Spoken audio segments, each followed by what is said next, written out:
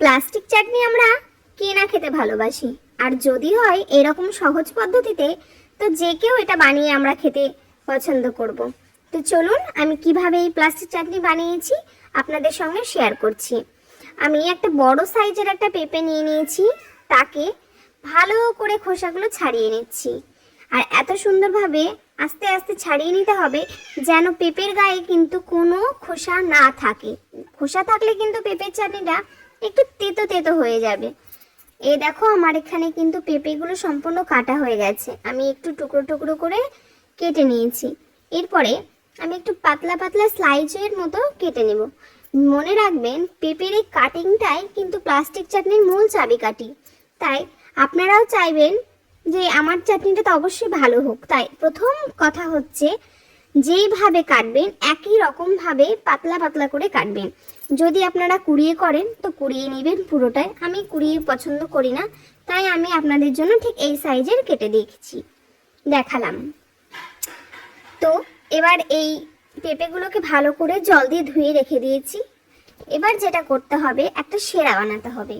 সেরা বলতে এখানে প্রথমে জলে চিনি দিয়ে দিলাম।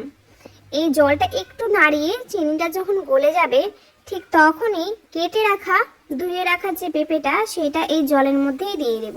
মনে রাখবেন জলটা কিন্তু বেশি পরিমাণে দেওয়া যাবে না, কারণ যত জল দিবেন পেঁপেটা সেদ্ধ তত জল জলা হয়ে যাবে। এর যে প্লাস্টিক একটা ভাব স্বচ্ছ কাচের মতো সেটা কিন্তু ঠিক আসবে না, তাই আমরা এখানে কিন্তু অল্প জল দিব। আর এই যে জলের মধ্যে যেটা সেদ্ধ করতে দিলাম এটা ম্যাক্সিমাম 10 থেকে 15 মিনিট সেদ্ধ করলেই কিন্তু হয়ে যাবে। এরপরে আমি সাইডে কিছুটা কাজু আর কিশমিশ ভালো করে ধুয়ে নেব। তো এ দেখো আমি কিন্তু কাজু কিশমিশ ঢেলে নিয়েছি, ভালো করে ওয়াশ করে নিচ্ছি। যেহেতু এগুলো বাজারের, এগুলোর ভেতরে প্রচণ্ড নোংরা থাকে, আমি ভালো করে ধুয়ে নিচ্ছি। ভালো করে আমার এটা ধোয়া হয়ে গেছে। আমার কিন্তু এটা ভালো মতো ধোয়া হয়ে গেছে। আমি এবার এই কাজু কিশমিশগুলো ওই যে ফুটতে দেওয়ার পেঁপের মধ্যে দিয়ে দিব। এবার এই কাজু কিশমিশগুলো দেওয়ার পরেও 10 থেকে 15 মিনিট ভালো করে সেদ্ধ করতে হবে।